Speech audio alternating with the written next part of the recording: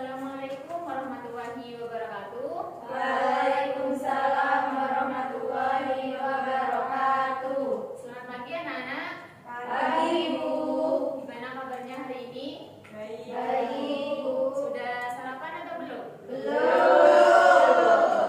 Belum. Ya udah, nanti setelah pembelajaran selesai kalian sarapan ya di kantin. Iya, Ibu. Tapi walaupun kalian masih belum sarapan, kalian harus tetap semangat ya. Ya. Coba di sini Ibu akan mengecek apakah kalian itu benar-benar semangat atau tidak. Kalau Ibu bilang semangat pagi, jawabnya pagi luar biasa. Tetap semangat. Bisa? Bisa. Ayo coba. Selamat pagi. Pagi luar biasa. Oke, terima kasih. Baik, sebelum kita mulai pembelajaran pada pagi hari ini, alangkah baiknya kita berdoa terlebih dahulu menurut keyakinan kita masing-masing. Berdoa dimulai.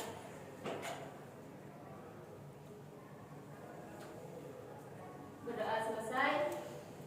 Apakah ada yang tidak masuk hari ini? Ada. Ibu absen terlebih dahulu ya. April, Salsa, Febri, Hadir. Elita, Yunia, Satu. Andin, Hadir. Novi, Hadir. Weni, Hadir. Ella, Hadir. Della, Hadir. Fadila, Hadir. Kalista. Masuk. Kemana Kalista? Tahu. Aik, Masuk juga. masuk juga.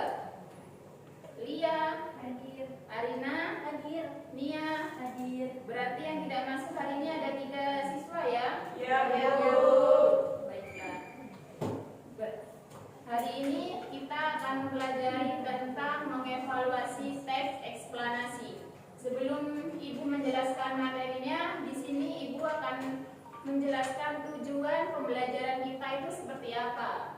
Jadi tujuan pembelajarannya yaitu peserta didik mampu mengevaluasi informasi berupa gagasan, pikiran, pandangan, arahan, atau pesan dari jenis teks eksplanasi.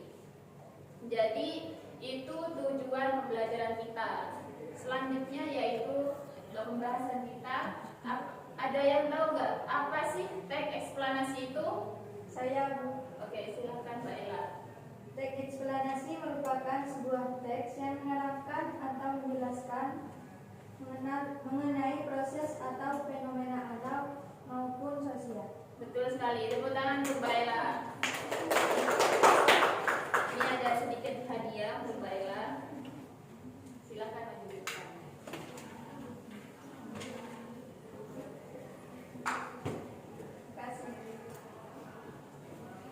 Jadi, pengertian dari teks eksplanasi yaitu teks yang menjelaskan mengenai proses terjadinya suatu peristiwa atau fenomena, baik itu fenomena alam atau fenomena sosial yang berdasarkan fakta atau nyata dan dibuktikan secara ilmiah. Coba di sini sebutkan contoh dari fenomena alam. Siapa yang bisa? Saya, Bu. Ya, coba Mbak Dela. Apa contohnya? Contohnya itu bisa gunung meletus, banjir, tanah longsor, dan lain sebagainya. Betul sekali. Jadi, contoh dari fenomena alam sendiri itu seperti tanah longsor, banjir bandang, gempa bumi, dan lain sebagainya. Masih banyak lagi. Dan contoh dari fenomena sosial, siapa yang bisa? Saya, Bu. Ya, coba sebutkan. Contoh fenomena sosial itu seperti tawuran dari mudik. Mudik. Ya. Oh iya, ya bisa. Jadi itu contoh dari fenomena sosial. Selain tawuran itu ada aksi demonstrasi, peperangan, dan lain sebagainya yang masih banyak di Indonesia ini. Tepuk tangan untuk Mbak Dela dan Mbak Arina. Ini ada hadiah untuk Mbak Dela dan Mbak Arina. Terima kasih, Bu. Materi selanjutnya dimana ciri-ciri teks eksplanasi itu ada 5. Yang pertama, menggunakan kata bermakna denotatif atau bermakna apa adanya. Yang kedua, menggunakan kalimat pasif. Dan yang ketiga, menggunakan banyak konjungsi kausalitas atau sebab akibat.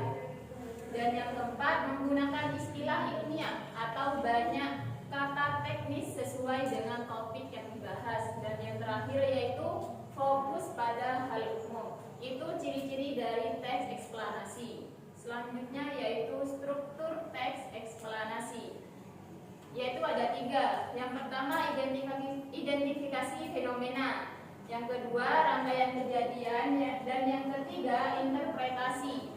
Yang dimana identifikasi fenomena ini maksudnya itu gambaran umum tentang fenomena yang akan dibahas itu seperti apa, proses terjadinya itu seperti apa. Itu masuk di identifikasi fenomena. Dan yang kedua yaitu rangkaian kejadian. Setelah mengetahui fenomena yang akan dibahas itu apa, selanjutnya itu penyebab dan akibatnya. Mengapa dan mengapa fenomena itu bisa terjadi. Itu masuk ke rangkaian kejadian. Dan yang ketiga yaitu interpretasi. Interpretasi ini bisa disebut dengan ulasan atau kesimpulan dari fenomena yang kalian bahas tadi. Itu struktur teks eksplanasi. Nah, di sini Ibu mempunyai kasus, yaitu teks eksplanasi kebakaran hutan. Kalian bisa baca terlebih dahulu. Nanti Ibu akan tunjuk satu persatu untuk menyebutkan bagian mana identifikasi fenomena, bagian mana rangkaian kejadian, dan bagian mana yang bisa disebut dengan interpretasi atau kesimpulan. Ibu beri waktu 10 menit dari sekarang.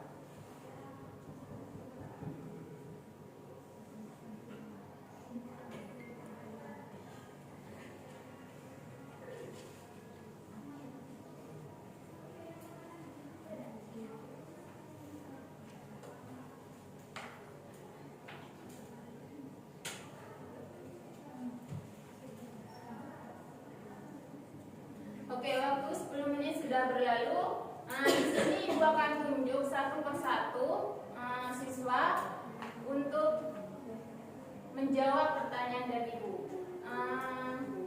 Saya tunjuk Mbak Andin.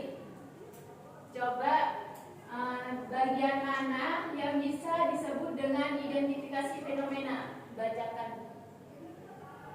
Pada paragraf pertama, Bu.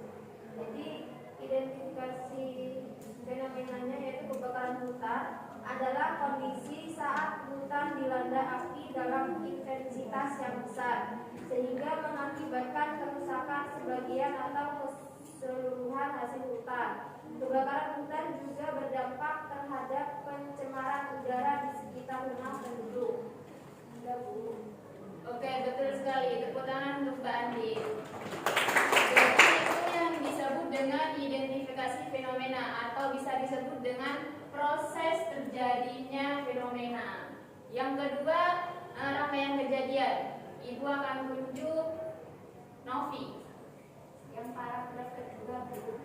Oh ya, coba bacakan. Kebakaran hutan dapat disebabkan oleh ulah manusia dan alam. Ulah manusia yang dapat memicu terjadinya kebakaran hutan antara lain membuang puntung rokok sembarangan, membakar hutan secara sengaja, atau lupa mematikan api unggun. Selain itu, musim kemarau yang berkepanjangan turut menjadi faktor terjadinya bencana ini. Daun atau ranting pohon yang bergesekan dapat menimbulkan api yang menyebar dengan luas. Betul sekali. Tepuk tangan untuk Mbak Novi. Jadi itu yang disebut dengan rangkaian kejadian atau penyebab dan akibatnya itu kenapa dan mengapa. Dan yang terakhir yaitu interpretasi. Bagian mana yang dimaksud dengan interpretasi? Ibu tunjuk Mbak Weni. Pada paragraf ketiga, hutan merupakan sumber daya alam yang harus kita jaga. Sebagai makhluk hidup yang memiliki akal, alangkah baiknya kita berpartisipasi dalam melestarikan hutan. Dimulai dari membuang puntung rokok di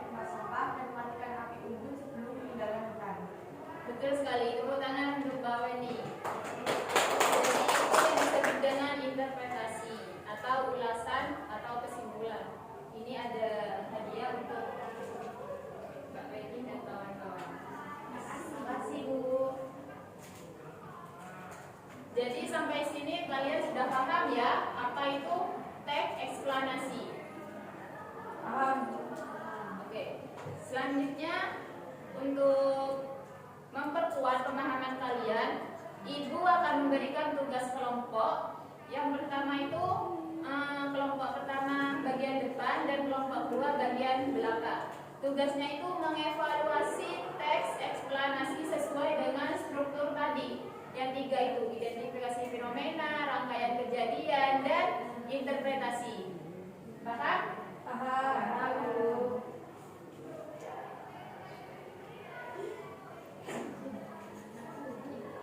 Ibu beri waktu 10 menit untuk menjawab. Setelah itu kalian mempresentasikan di depan perwakilan kelompok.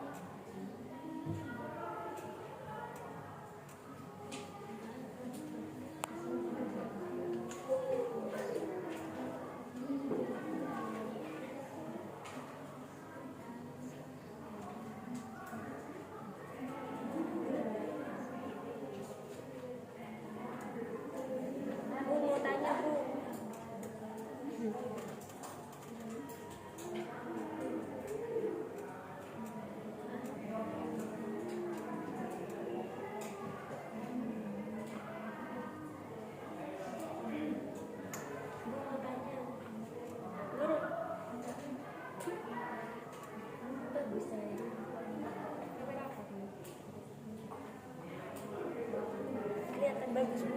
Oh, enggak.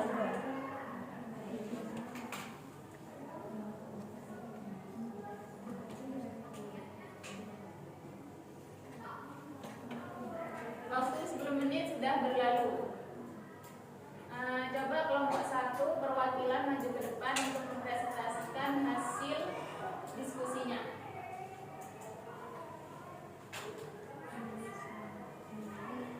Jawaban dari kelompok 1 untuk pertanyaan umumnya yaitu gempa bumi merupakan getaran atau goncangan yang terjadi karena pergeseran atau pergerakan lapisan batu bumi yang berasal dari dasar permukaan bumi. Peristiwa bumi sering terjadi di daerah yang berada dekat gunung berapi atau gunung yang masih aktif dan di daerah yang dikelilingi lautan yang sangat luas. Selanjutnya ada urutan sebab akibat. Gempa bumi terjadi karena pergeseran atau gerakan lapisan dasar bumi dari letusan gunung berapi yang sangat dahsyat. Selain itu, gempa bumi terjadi begitu cepat dengan dampak yang sangat besar bagi lingkungan sekitarnya. Selanjutnya yaitu ada interpretasi. Gempa dapat terjadi kapan saja tanpa mengenal musim. Meskipun demikian, konsentrasi gempa cenderung terjadi di tempat-tempat tertentu saja, seperti pada perbatasan Pasifik. Tempat ini dikenal dengan lingkaran api karena banyak terdapat gunung berapi. Sekian, terima kasih. Tepuk tangan untuk kalian. Untuk kelompok 2 perwakilan maju ke depan.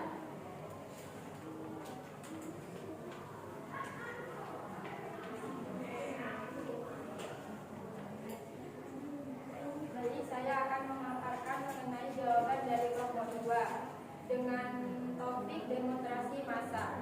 Yang pertama, identifikasi fenomena. Akhir-akhir ini demonstrasi kerap terjadi hampir setiap waktu dan terjadi di berbagai tempat. Bahkan demonstrasi sudah menjadi fenomena yang lumrah di tengah-tengah masyarakat kita. Menghadapi fenomena tersebut, seseorang kepala daerah menyatakan bahwa penyebab demonstrasi dan anarkisme tidak lain adalah faktor laparnya masyarakat. Yang kedua yaitu gambaran rangkaian kejadian. Demonstrasi massa tidak selalu disebabkan oleh urusan perut, bahkan banyak peristiwa yang sama sekali tidak didasari oleh motif itu. Dalam kaitannya dengan kebutuhan manusia, Abraham Maslow membaginya ke dalam beberapa tingkatan kebutuhan yang paling mendasar, yaitu adalah makan dan minum. Namun demikian, pada umumnya demonstrasi massa justru lebih didasari oleh kebutuhan tingkatan akhir itu.